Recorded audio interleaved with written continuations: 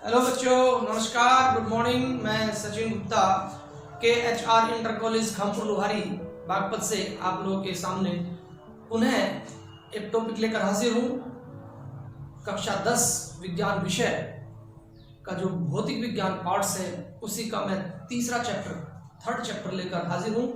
पहला चैप्टर हमने प्रकाश का परावर्तन पढ़ा अर्थात रिफ्लेक्शन ऑफ लाइट, और दूसरा चैप्टर पढ़ा हमने रिफ्रैक्शन ऑफ लाइट अर्थात प्रकाश का अपवर्तन।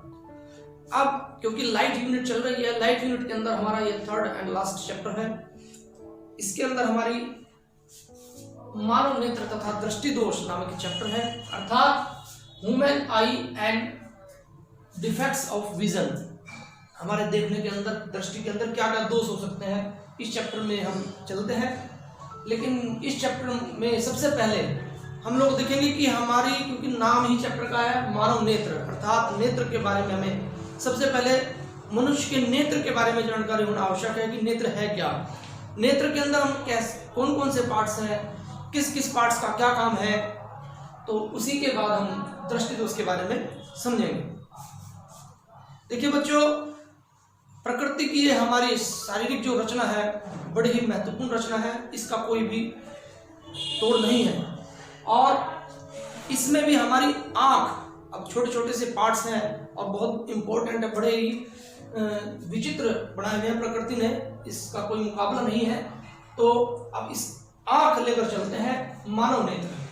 अब देखिए मानव नेत्र, आंख तो सब लोग जानते ही है, सब देखते हैं अर्थात आंख हमारा कैमरे की तरह कार्य करता है। हमारी आंखें जिस प्रकार कैमरा दूर की वस्तुओं को भी, पास की वस्तुओं को भी देखने में, उसको जूम कर करके हम आगे पीछे फोकस करके वस्तु को देखने में और उसका फोटो लेने में कैमरे का कार्य है, उसी प्रकार हमारी आंखें भी दूर की वस्तुओं को भी, नजदीक की वस्तुओं को भी, बीच की वस्तुओं को, सभी को देखता है। और हमारी आंख में ईश्वर ने, प्रकृति ने ऑटोमेटिक इस प्रकार के यंत्र लगाए हुए हैं कि ऑटोमेटिक जूम होता रहता है।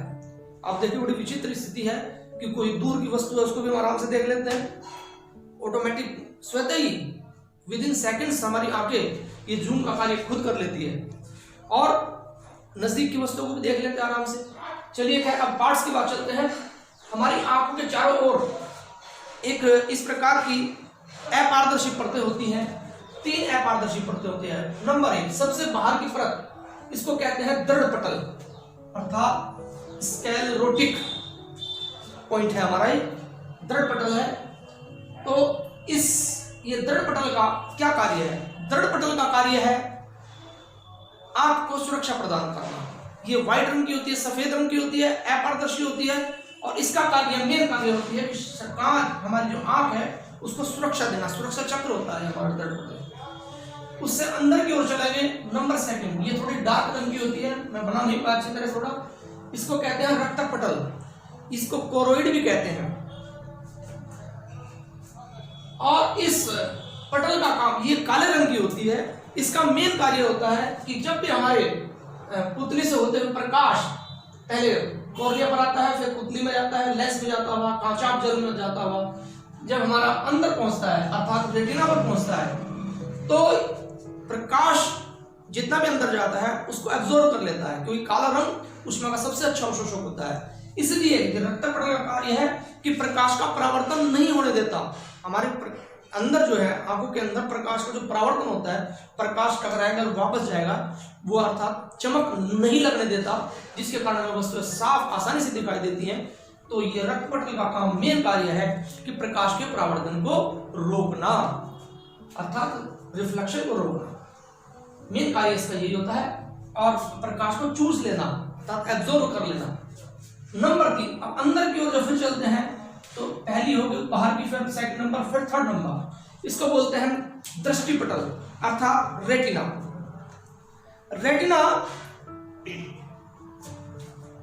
रेटिना ये हमारी एक विशेष प्रकार की झिल्ली होती है, और इस झिल्ली में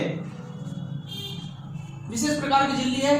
इस झिल्ली पर हमारे जो भी वस्तु हम देखते हैं, वो वस्तु फिर वही कॉर्निया से होते हुए, पुतली से होते हुए, लेंस से होते हुए जब हमारी अंदर पहुंचती है, तो इस रेटिना के ऊपर ही हमारी आंख पर प्रतिबिंब बनता है। जो प्रतिबिंब हमारा कहाँ बनता है? रेटिना पर बनता है। कई बार क्वेश्चन आता है कि आंख के अंदर प्रतिबिंब कहाँ बनता है, तो हमारा उत्तर होगा कि रेटिना पर। और रेटिना में भी एक विशेष स्थिति होती है जिसको कहते हैं हम पीत बिंदु अर्थात येलो स्पॉट। इस रेटिना के अंदर भी ये बिल्कुल बीच में यहाँ पे आ जाता है, इधर से भी इतना चलता है, इधर से भी इतना, तो बीच में बीच एक पीत बिंदु होता है। इस पर हमारा स्पष्ट दृष्टि का प्रतिबिंब बनता है, अर्थात सारी किरणें जितने भी आती हैं मुख्य से समांतर, वो सारी की सारी एक स्थान पर फोकस हो जाती है, और जहां पर फोकस होती है वहीं पे प्रतिबिंब हमारे स्पष्ट दिखाई देता है। अर्थात मेन कार्य इसका है कि अपने अंदर आने वाली प्रकाश की किरणों को अपने ऊपर फोकस करता है, और फोकस होने के बाद पीत बिंदु पर हमारा स्पष्ट प्रतिबिंब बनता है। और यह प्रतिबिंब हमारा मस्तिष्क के अंदर तंत्रिका तंत्रों के द्वारा ये मस्तिष्क तक पहुंच जाता है। और ये जब प्रकाश पड़ता है तो संवेदना भी उत्पन्न होती है। संवेदना अर्थात एक प्रकार से अलर्ट होना। जब भी प्रकाश आंख के अंदर जाएगा तो संवेदना को भी यही एहसास कराती है हमारी जो दृष्टिपटल है। और अब नंबर नेक्स्ट आता है अंध बिंदु। यहाँ पर ये वो पॉइंट होता है जब जिस रास्ते को होकर हमारे प्रतिबिंब हमारे मस्तिष्क में पहुंचता है, उस रास्ते पर एक अंधेरा नष्ट होता है, यहाँ से प्रकाश लुप्त हो जाता है, और वो पॉइंट हमारा अंध बिंदु कहलाता है। और संवेदना द्वारा हमारे मस्तिष्क में चला जाता है, और मस्तिष्क के द्वारा हम उस चीज को अपने अनुभव के द्वारा उस प्रतिबिंब को हम सीधा करके देख लेते हैं। तंत्रिका अंध बिंदु दोनों मिलकर इस कार्य को संपन्न करते हैं।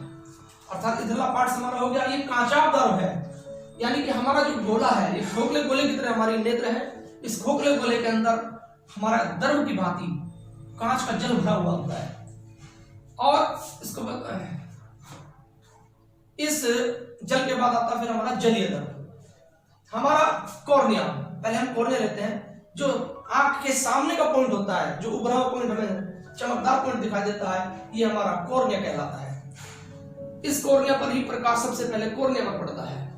कॉर्निया पर पड़ने के बाद जैसे ही हम अंदर पहुंचते हैं तो अंदर एक छोटा सा पार्ट है, इसके अंदर जलीय द्रव भरा होता है। आप देखते होंगे जब आपको कई बार रोना आता है तो आपकी आंखों से आंसू निकलते हैं, तो ये सारी प्रवृत्ति का होता है। तो जब भी इसमें हम रोते हैं तो इसका अपवर्तनांक 1.336 होता है।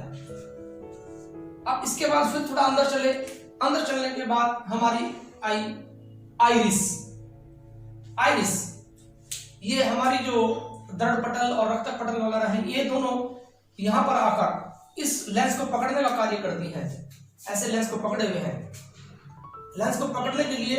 और आइरिस, ये हमारी जो मांसपेशियां हैं, इनके बीच, आइरिस के बिल्कुल ठीक बीच में छोटा सा छिद्र होता है। इस छिद्र को कहते हैं हम पुतली अर्थात प्यूपिल। प्यूपिल के ठीक पीछे की ओर हमारा द्विफोकसीय लेंस होता है। द्विफोकसीय उत्तल लेंस, अर्थात द्विफोकसीय क्यों कहते हैं? क्योंकि इस लेंस का जो अगला पार्ट होता है, इसकी वक्रता त्रिज्या अधिक होती है, और जो ऊपर अंदर वाला साइड का होता है, इसकी वक्रता त्रिज्या अर्थात फोकस दूरी, ये छोटी फोकस दूरी का, इधर का पार्ट छोटी फोकस दूरी का, इधर का पार्ट बड़ी फोकस दूरी का होता है। अब तक आपने जो भी लेंस पढ़ा है वो दोनों ओर सेम होता था, बिल्कुल सेम ऐसे होता था। लेकिन नेत्र के अंदर प्रकृति ने एक विशेष रचना बनाई हुई है कि हमारा डी की आकृति का है अर्थात लेंस। और ये लेंस हमारा कोई कांच का नहीं है, ये हमारा इस प्रकार से कुछ लचीले पारदर्शी पदार्थों का बना हुआ है। आइरिस का कार्य क्या है? इस लेंस को पकड़े हुए है और लेंस के ऊपर अपनी इच्छा के अनुसार, स्थिति के अनुसार इस पर दबाव डालकर, इसको ढीला छोड़कर इसको दबाव डालकर इसकी जो रेडियस है अर्थात इसकी फोकस दूरी है, इसकी फोकस जो दूरी है उसको कम ज्यादा करता रहता है। ये हमारे आइरिस का कार्य है। चलिए, ये अब आपके मानव नेत्र की रचना के बारे में बताया कि मानव नेत्र क्या है। ये कक्षा 5 से स्टार्ट हो जाता है और कक्षा 12 मतलब BSc आपकी MSc तक ये पॉइंट चलता है, इसलिए इसके बारे में मोटी मोटी जानकारी होना आवश्यक है। अब आते हैं इसके नेत्र की समंजन क्षमता। समंजन क्षमता क्या होता है? अर्थात पावर ऑफ अकोमोडेशन ऑफ आई। समझिए, आंख की पेशी द्वारा लेंस की फोकस दूरी को समायोजन करने की अक्षमता को नेत्र की समंजन क्षमता कहते हैं। अर्थात फोकस दूरी को समायोजन का मतलब क्या है?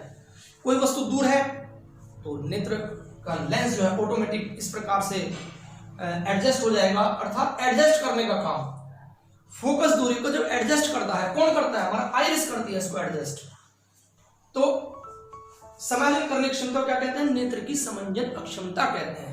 अर्थात आंख की पेशियों द्वारा हमारी जो आइरिस जो पेशी है ये हमारे लेंस की फोकस दूरी को समायोजित करती है। अधिक प्रकाश आया तो इसको दबा लेगी लेंस को, अर्थात उस जितने हमारी आंख को जरूरत है प्रकाश लेने की उतना ही प्रकाश लेगी। कई बार देखते होंगे आप, हल्का प्रकाश है, हम आंखें थोड़ा खोल खोल के फाड़ फाड़ के देखते हैं आंख को, तो अर्थात इसको ज्यादा प्रकाश की आवश्यकता होती है तो इसकी फोकस को ढीला छोड़ देती है, जिसके कारण इसकी फोकस दूरी थोड़ी बड़ी हो जाती है और हम उचित प्रकाश जितना हमारी आंख को चाहिए उतना प्रकाश अंदर एब्जॉर्ब कर लेती है। और यदि ज्यादा प्रकाश आया हुआ है तो ये हमारी आइरिस इस नेत्र की जो फोकस दूरी है उसको दबाकर ये पुतली अर्थात हमारा प्यूपिल जो है रास्ता कम कर देती है, इसको दबा देती है, इसकी फोकस दूरी को एडजस्ट कर लेती है। ज्यादा फोकस दूरी की आवश्यकता है तो ज्यादा फोकस दूरी बना लेती है, कम फोकस दूरी की आवश्यकता है तो कम फोकस दूरी बना लेती है। अर्थात ये आइरिस अर्थात हमारी जो पेशियां हैं उन्हें एक बार इसकी परिभाषा लेते हैं, नेत्र की समंजन क्षमता, पावर ऑफ अकोमोडेशन, अर्थात आंख की पेशियों द्वारा जब लेंस की फोकस दूरी को समायोजन करने की क्षमता को नेत्र की समंजन क्षमता कहते हैं। और जब भी हमारी आंखों में दृष्टि दोष उत्पन्न होता है तो वो इसी कारण से होता है कि हमारी आंखों की समंजन क्षमता कम हो जाती है, अर्थात उसको एडजस्ट करने की जो पावर है हमारी मांसपेशियों के अंदर, जो लेंस को एडजस्ट करने की, उसकी फोकस दूरी कम ज्यादा करने की जो कैपेसिटी है, जो कम ज्यादा करने का जो गुण है वो हमारी आंखों का खराब हो जाता है, कम हो जाता है, लचीलापन कम हो जाता है, इसीलिए हमारी आंखों के अंदर दृष्टि दोष उत्पन्न होता है। चलिए वो आगे चलेंगे जब बताएंगे इसके बारे में। और अब देखिए दृष्टि विस्तार की बात लेकर चलता हूं, अर्थात रेंज ऑफ विजन। हमारा जो दृष्टि विस्तार क्या है, हमारी आंख जो है दूर एक काफी दूर तक कहां तक देख सकती है वो हमारी आंख का दूर बिंदु कहलाता है, और कम से कम कितनी दूरी तक देख सकती है वो हमारी आंख का निकट बिंदु कहलाता है। उसको निकट बिंदु कहते हैं। अब हमारा निकट बिंदु कितना है? 25 सेंटीमीटर। वैज्ञानिकों ने सब कैलकुलेशन करने के बाद इस नतीजे पर पहुंची कि 25 सेंटीमीटर की दूरी पर वस्तु रखी हुई हम आसानी से देख सकते हैं, औसतन 25 सेंटीमीटर। और जो दूर की वस्तु है अर्थात अनंत, दूर बिंदु हमने क्या लिया? अनंत, इन्फिनिटी। आपको पता ही अनंत क्या है, यानी कि जहां तक हमारी आंख आराम से देख सकती है वो अनंत की सीमा है। तो उसी को इसका मतलब हमारी आंख की जो दूर बिंदु है वो क्या हो गया?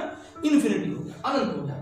तो निकट बिंदु 25 सेंटीमीटर, दूर बिंदु इन्फिनिटी के बीच की दूरी को हम क्या कहते हैं? दृष्टि विस्तार कहते हैं, रेंज ऑफ विजन कहते हैं। हमारी दृष्टि कहां से कहां तक देख सकती है, ये हमारी आंखों का विस्तार हुआ, इतना लंबा हमारी आंखों का विस्तार है।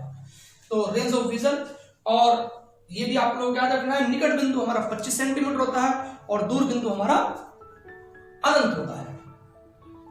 और निकट और दूर बिंदु के जो बीच के जो दूरी है उसको क्या कहते हैं? दृष्टि विस्तार कहते हैं। समंजन क्षमता, दृष्टि विस्तार।